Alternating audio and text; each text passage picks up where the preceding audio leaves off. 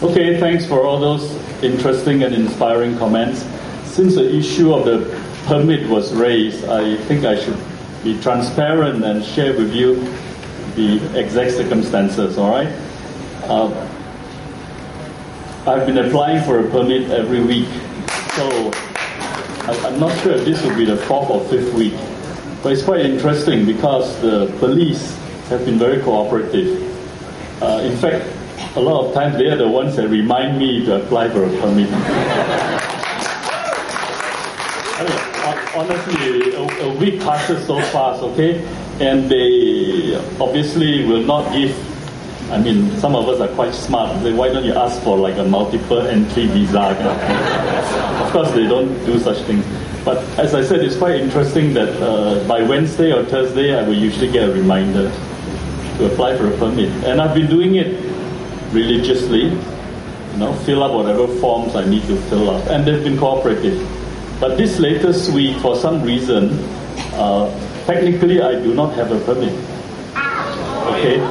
Because I applied for one, but I did not get the call from the police to go and collect it. So because of that, I have not gone to collect it. But it may be just a clerical error or oversight.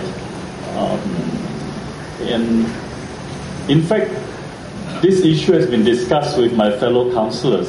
Most of them argue that I should not even apply for a permit because they say that a permit is not required to have a gathering within this compound. And they said if at all someone should apply for a permit, it's whoever wants to use this space. We'll make the space available, but if you want to use this space, then you should apply for a permit if you think a permit is necessary. If not, we will let you use the space anyway. But then, these NGO types like Haris Ibrahim are very degil, very stubborn. They will never apply for a permit. So I just do what I think it's fair. All right, so that's where we are. So if for any reason we are considered an illegal assembly, we will attend to that when the time comes. All right. Meanwhile, we'll carry on this new tradition. Someone told me that she's been out here every week for the past 10 weeks. This is the 10th week, by the way. We'll carry on this tradition. And of course, along the way, we've had people come up here to say, what's the use of this? The same people every week. What are we going to achieve? Now, I think, as Hari said earlier as well, it's not the numbers, really. It's the spirit. And in these days of the internet, we must keep this up because what we're doing here is transmitted throughout the country, is transmitted throughout the world via YouTube and all those nice things. And we will inspire people that change is coming.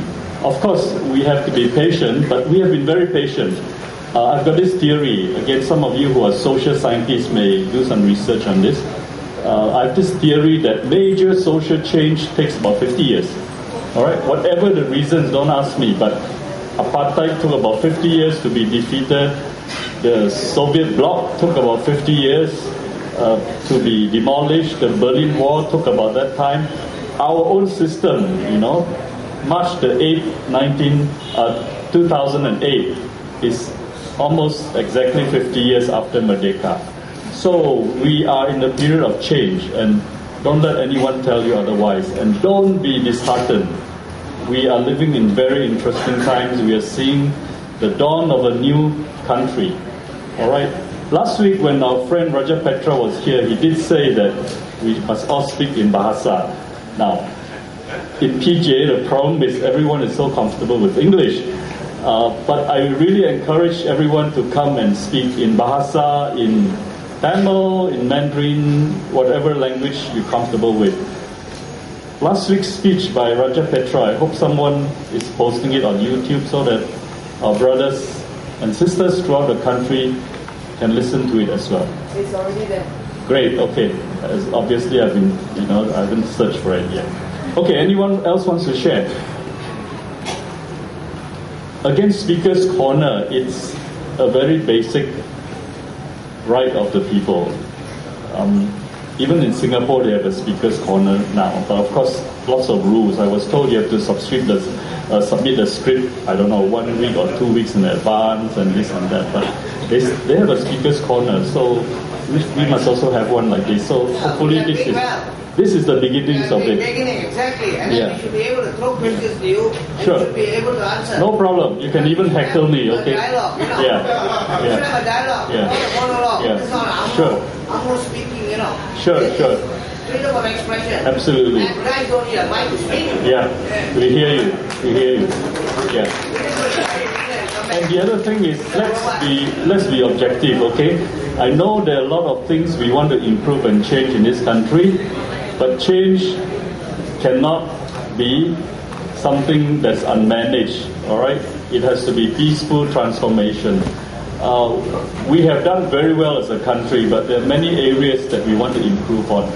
I mean, I hate to make this comparison because I admire a lot of things that the Singapore government does. I admire their system a lot, right? But in terms of democracy, freedom, civil liberties, we are light years ahead of them. Really, we are. So we must appreciate that as well. You couldn't do this in Singapore, I tell you. You couldn't do this. All of you will be bundled to prison in the prison police truck. Take too long, 50 years. I would be dead and gone by then. Yeah, we're making good headway. We make sure we do it before you're dead and gone. That's a promise. Okay, anyone else want to share, please? Please don't be shy. Come and say your piece. I have a question. Yes, please. What is the PR government doing to support this whole anti-ISA movement? I mean, the Pakatan riot in 5 states. Is anything happening? Is doing anything? Okay, I cannot speak on behalf of the PR government, but I will definitely pass your message through, and hopefully I can come back and give you an answer in a week or two. All right? Why don't they block commuting road? Why don't the government block the commuting road? I'm sure they're looking into that because recently there was a suggestion that the Perak government should acquire the site from the federal government. Maybe they're looking into that. No? Okay. I just have one more question. Yeah. How is it that when something like this comes up, when the 3 people got arrested by ISA, the politicians all jump in and make a lot of noise about it. But when people like us, are holding virgins like this, that's it. No sound from them. No noise from any politician. Who at one point, jump on the bandwagon to support this whole move, against anti-ISA. What happened?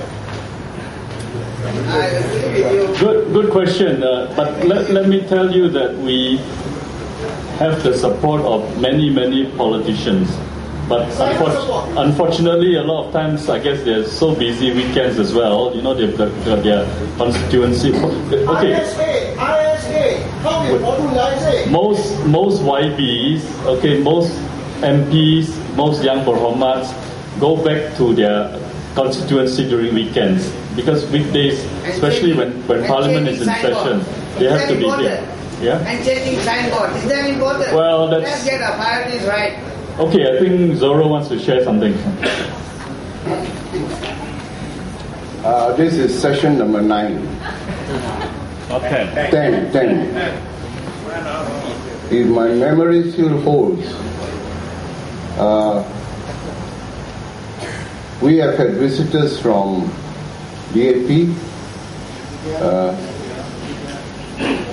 CKR, even PAS, visiting us when we were in MCOT Mall, and even over here. Unfortunately, today maybe they are not here. We're all preparing for KT, Really preparing.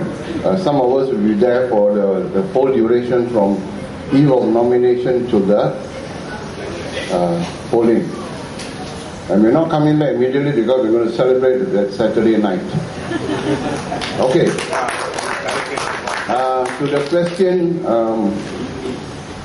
why is the Pakatan riot government taking so long to make changes?